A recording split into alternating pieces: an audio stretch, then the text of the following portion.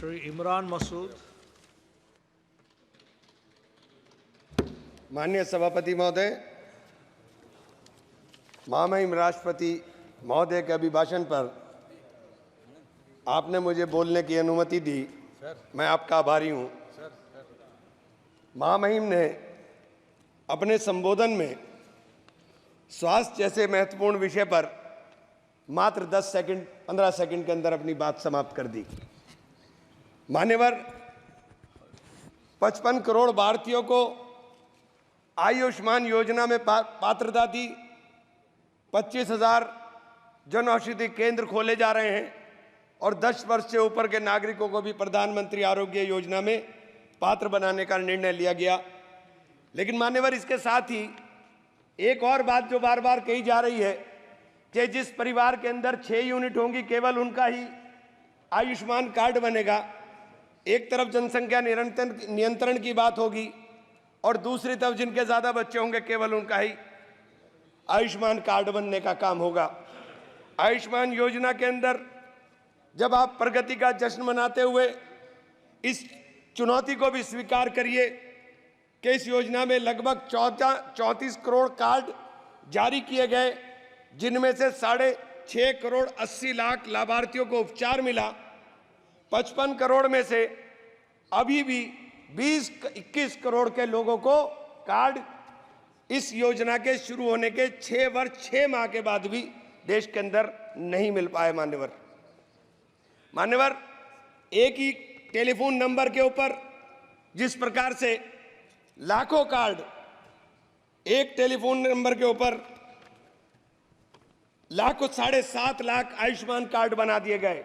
ये मान्यवर सरकार ने ही पकड़ा है, ये मैंने नहीं, सरकार ने ही पकड़ा है, ये सरकार ने ही बताया है। एक ही नंबर के ऊपर ये एक योजना लोगों के भलाई के लिए, लोगों के अच्छाई के लिए ये योजना थी। लेकिन इस योजना की अंदर जो खामियां हैं, मैं केवल उनके तरफ ध्यान दिलाने का काम कर रहा हूं। आयुष्मान योजना के जिस SECC डाटा सूची को बिना वेरिफिकेशन और जांच का आधार माना गया, उस सूची में भारी विसंगति है। 100 करोड़ रुपए की प्रॉपर्टी वालों के आयुष्मान बन गए, अल्पसंख्यकों के, दलितों के, आदिवासियों के और पिछड़ों के जो गरीब परिवार हैं उनके कार्ड नहीं बन पाए। मान्यवर, मैं ये बात आपसे कहना चाहता हूं। मान्यवर, मैं ये बात आयुष्मान योजना के ऑडिट में भी कैग ने गंभीर अनियमितताएं पाई थी। माननीय अध्यक्ष जी, हेल्थ सर्विसेज हमारे देश के लिए, चूंकि जिस देश का नौजवान स्वस्थ होगा, जिस देश का नौजवान स्वस्थ होकर के काम करेगा, वही देश तरक्की करेगा। स्वास्थ्य के ऊपर जब आप बात करते हैं कि हमने 315 मेडिकल कॉलेज नए बना दिए, लेकिन उन मेडिकल कॉलेज के अंदर क्या मानकों के अनुरूप आपने जो उपकरण है उनको उपलब्ध कराने का काम किया, या उन मानकों के अनुरूप आपने डॉक्टर उपलब्ध कराने का काम किया? मान्यवर, मेरे यहाँ शेखुलिन मेडिकल कॉलेज बनाया गया, 10 साल हो गए उस मेडिकल कॉलेज को, लेकिन आज तक उस मेडिकल कॉलेज के भवन हस्तांतरित नहीं हुआ, और जब भवन हस्तांतरित नहीं हुआ तो अनुरक्षण का पैसा नहीं मिला। मान्यवर, 10 साल तक जिसके ऊपर मेंटेनेंस ना हो, उस भवन को बताइए उसकी स्थिति क्या हो गई हो।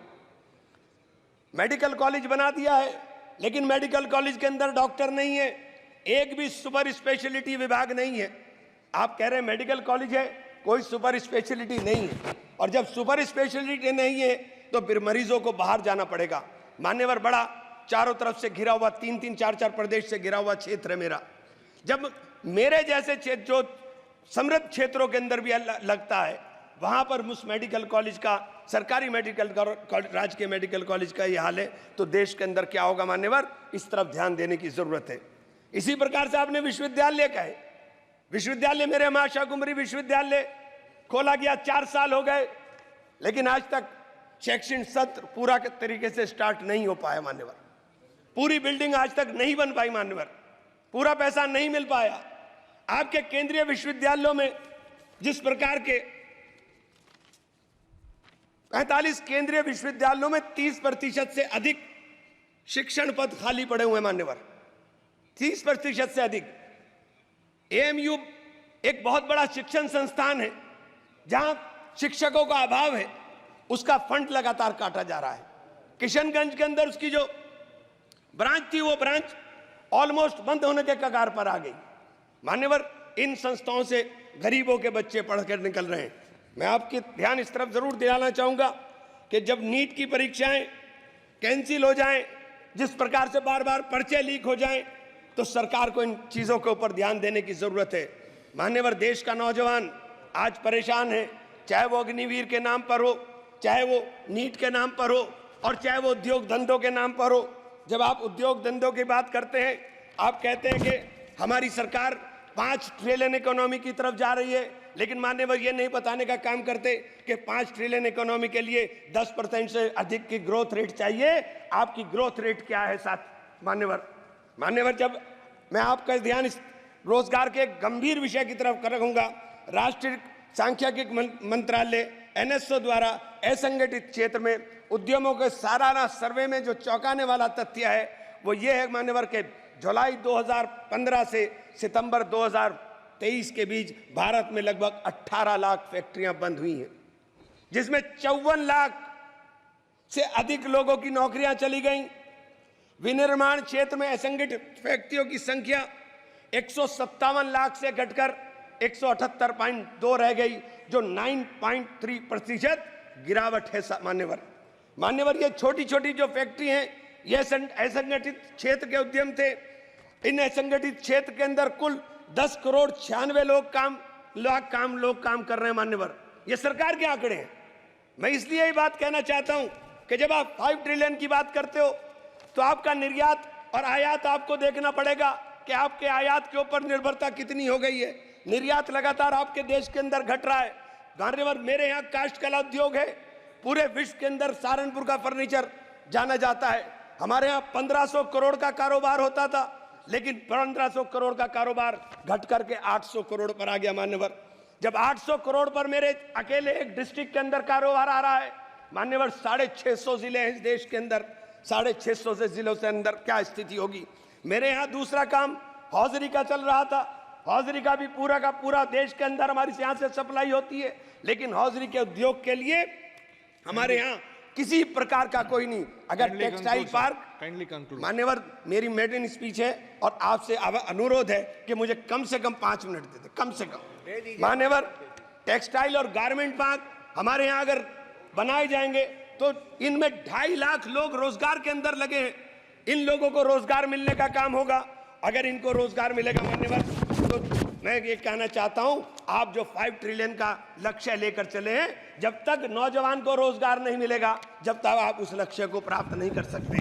आप बार बार मान्यवर लगातार चल रहा है कि कानून देश में कड़े बनाए जा रहे हैं, लेकिन भीड़ अनियंत्रित होकर के जिस तरह से लोगों को मारने का काम कर रही है, जिसे मॉब लिंचिंग कहते हैं। मेरे जनपद में, मेरे मंडल में 3 लोगों को छत्तीसगढ़ के अंदर मारा गया। मान्यवर, उत्तर प्रदेश के अंदर, अलीगढ़ के अंदर इस प्रकार के भीड़ तंत्र ने एक व्यक्ति की हत्या की। मान्यवर, आगरा के अंदर 2 लोगों ने आत्महत्या की, केवल पुलिस के उत्पीड़न से तंग आकर के। मान्यवर, फिरोजाबाद के अंदर एक कैदी मारा गया, जो पुलिस सही सलामत उठा करके ले गई।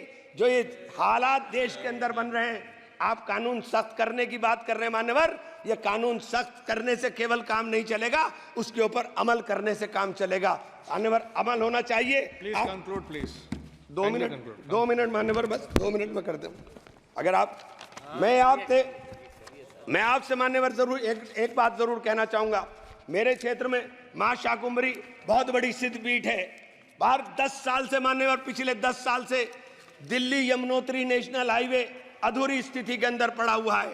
बार बार बड़ा शोर मचाया जाता है कि सब पूरा हो रहा है, लेकिन आज तक नहीं हुआ। उस सिद्धपीठ के जाने का रास्ता मान्यवर उस हाईवे से जाता है। अगर मान्यवर इसी योजना के अंदर उसको शामिल कर लिया जाए कि हमारी सिद्धपीठ के ऊपर जाने वाले श्रद्धालुओं को रास्ता सही मिल जाए, तो मान्यवर लाखों लोग उधर जाने का काम करते हैं। मेरे शहर के अंदर, सहारनपुर शहर के अंदर मान्यवर एक एलिवेटेड हाईवे की आवश्यकता सबसे ज्यादा थी। मैंने आपके माध्यम से अनुरोध करना चाहता हूं कि हम लोग जीत कर आए हैं, लोगों ने बड़ी उम्मीदों के साथ जीता है। और मुझे तो कहा था रघुकुल रीत सदा चली आई, प्राण जाई पर वचन न जाई। जिन लोगों ने मुझसे वचन लेकर के जीत का वादा किया था, मान्यवर मेरी भी जिम्मेदारी है, मैं आपसे हाथ जोड़कर विनती करता हूं, मान्यवर सरकार को कहें कि हमारे जगदम्बिका पाल। धन्यवाद मान्यवर, आप लोग धन्यवाद।